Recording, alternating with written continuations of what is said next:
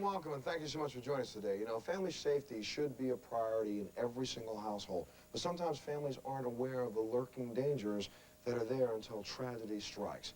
Well, today's show will open your eyes to potential safety problems that you may not know exist. This is one of those kind of shows that you cannot afford to miss, because this show can save either your life, your child's life, or one of your family members' lives. Please welcome Ginny to the show. Ginny is the director of the Watersafe Swim School in Southern California and has taught over 30,000 children how to swim. Ginny, how do you teach a baby that is so young and can't even crawl how to swim? Very easy. They hold their breath very naturally, especially an infant that only knows how to drink liquid out of a nipple. That kind of child holds their breath incredibly well underwater. They don't know to drink the water. And when they go in, they have this natural reflex. It's called the diving reflex, to actually hold their breath. Really? Let's take a look at this tape of Ginny in action. We're trying to teach children to survive. We want them to take responsibility for themselves in the water, so if they ever fall in, they can turn over to save themselves.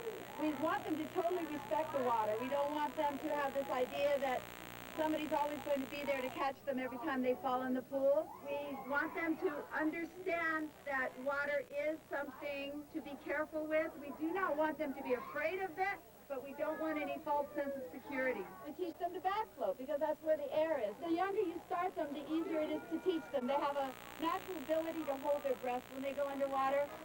Under the age of 6 months, they keep their mouths closed most of the time and breathe in and out through their nose, so they have a tendency to swallow less water. Also, they're willing to do almost anything you ask them to do when they're tiny. They accept situations very well. They don't mind being on their back. As they learn to crawl and get older, they get bored with the back float. So we want them to be back floating all by themselves like this, huh, Brian? Do you back float with your hands under your head, Brian? Because this is a lot more restful and relaxing. Little Brian fell in the pool last week. He was chasing after his cat, and Mom and Dad lost track of him for a second. They heard a big splash, ran out, and there Brian was back floating in the pool. So he knows now why he's doing it. I think that's the main reason children get upset about learning it. They don't understand why. I don't think you should only teach a child to love the water.